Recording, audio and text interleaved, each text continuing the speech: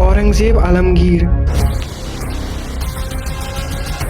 अक्सर लोग उसे एक क्रूअल किंग और टेम्पल डिस्ट्रॉयर के रूप में जानते हैं, but what if I told you कि असली सच और भी ज़्यादा कॉम्प्लेक्स है और कई ज़्यादा इंटरेस्टिंग है। औरंगजेब ने मुगल एम्पायर पर लगभग 50 साल तक रूल किया, सबसे लंबा किसी भी मुगल एम्पायर का राज। औरंगजेब पर अक्सर एंटी हिंदू का टैग लगाया जाता है और उसे विलन इसलिए बनाया जाता है क्योंकि उसने हिंदू टेम्पल्स को डिस्ट्रॉय किया, लेकिन असल सच्चाई तो कुछ और ही है। इस बात को कोई भी नकार नहीं सकता कि शायद उसने कुछ टेम्पल्स को डिस्ट्रॉय किया होगा, लेकिन रीजन मोस्टली पॉलिटिकल था। जैसे अगर कोई टेम्पल रेबिलियन का सेंटर बन गया हो या किंग के ऑर्डर्स वायलेट कर रहा हो। सिर्फ हिंदू टेम्पल्स नहीं, कुछ मुस्लिम श्राइन्स भी उसने गिरवाए जब वो उसके हिसाब से गलत काम कर रहे थे। तो इसका मतलब ये है, ये टेम्पल डिस्ट्रक्शन सिर्फ रिलीजन की वजह से नहीं हुई थी, बल्कि पावर और पॉलिटिक्स की वजह से हुई थी। रही बात एंटी हिंदू की, तो औरंगजेब के कोर्ट में कई सारे हिंदू मिनिस्टर्स और जनरल्स थे। एस्टिमेट्स के हिसाब से उसकी आर्मी और एडमिनिस्ट्रेशन में 30% तक हिंदू थे, मोस्टली राजपूत और मराठास। उसने कई सारे मंदिरों को लैंड दी, जैसे बनारस और आसाम की कई टेम्पल्स। इससे एक बात तो क्लियर हो जाती है कि जहाँ पर जरूरत थी वहाँ पर उसने हिंदुओं को सपोर्ट किया। औरंगजेब एक सिंपल लाइफस्टाइल फॉलो करता था। वो कुरान लिखकर और उसकी कॉपीज बेचकर अपने लिए पैसे कमाता था। उसके कोर्ट में अल्कोहल बैन था। उसने कभी जबरदस्ती कन्वर्जन या हिंदू ऑफिशियल्स को रिमूव नहीं किया। उसके टाइम में जस्टिस भी स्ट्रिक्ट था, चाहे मुस्लिम हो या हिंदू, रूल सबके लिए सेम थे।